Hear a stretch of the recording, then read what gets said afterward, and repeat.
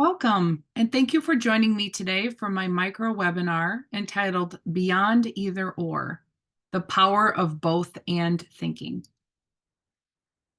I'm either his wife or I'm his caregiver. I can't and don't want to be both. I'm a total failure. I'll never reach the rehab goals I have for myself. All I am to my family now is a burden. If I ask for help, then I'll look weak. Crying means I'm not brave. This is always going to be so hard for me. I'll never be able to go back to my old job. Does this sound familiar? Maybe you catch yourself saying things that sound like this. Maybe someone you love does. Either or thinking, also known as black and white thinking, is often unhelpful and unhealthy because it oversimplifies complex situations and limits our ability to adapt and grow. It limits our perspective. Either or thinking forces us to see situations as mutually exclusive, ignoring the nuance and complexity of real life issues like brain injury. This can lead to rigid thinking and an inability to consider multiple solutions or viewpoints. It creates false dichotomies. Many situations are not strictly this or that. Binary thinking frames issues as opposing, when in reality, a combination of options might coexist or be true at the same time. It inhibits problem solving. By focusing on only one option, either or thinking overlooks creative or collaborative solutions. It discourages growth and flexibility. Either or thinking can make people resistant to change or alternative approaches, hindering personal growth, adaptability, and resilience in the face of challenge. And it ignores emotional complexity. Human experiences are rarely simple. Either or thinking can invalidate or suppress emotions that don't fit into its limited framework, making it harder to process feelings or empathize with others. Adopting what's called a both and mindset allows us to hold space for multiple opposing truths at the same time, embrace complexity, and approach problems with flexibility and openness. It promotes collaboration, creativity, and a deeper understanding in all areas of life.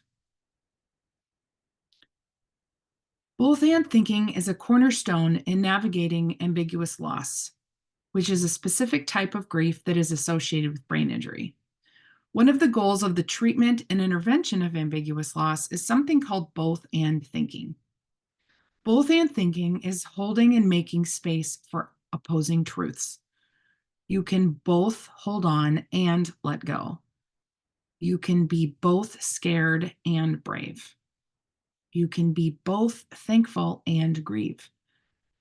Gratitude and grief, for example, don't cancel each other out, nor should they. They can exist side by side.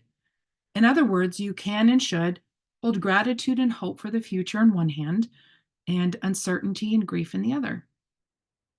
You can make space for both. Strength emerges not from one absolute truth, but from holding on to an array of possibilities at the same time. I can both improve myself and accept myself where I am in my recovery. I am both trying my best and I still want to do better. I am both capable and I need support. I am both independent and I can accept help. I am both angry with you and I will treat you with respect. I am both ashamed that my wife is now my caregiver and thankful that she is in my life to help take care of me. I am both sad about my lost hopes and dreams and happy about some new plans ahead.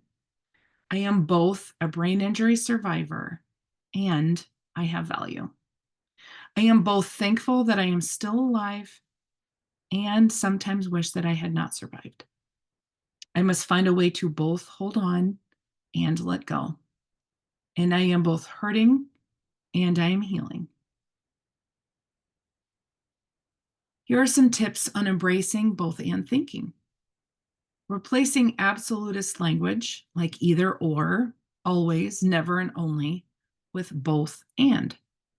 Validate your current situation while embracing and working toward change. Acknowledge and accept that the world is full of opposites that can and should coexist. And recognize that there is more than one way to look at a situation. If you've enjoyed today's micro webinar on both and thinking, stay tuned for a full webinar on this topic coming this August. Check out our training and education calendar on our website at biaia.org. Thank you, everyone.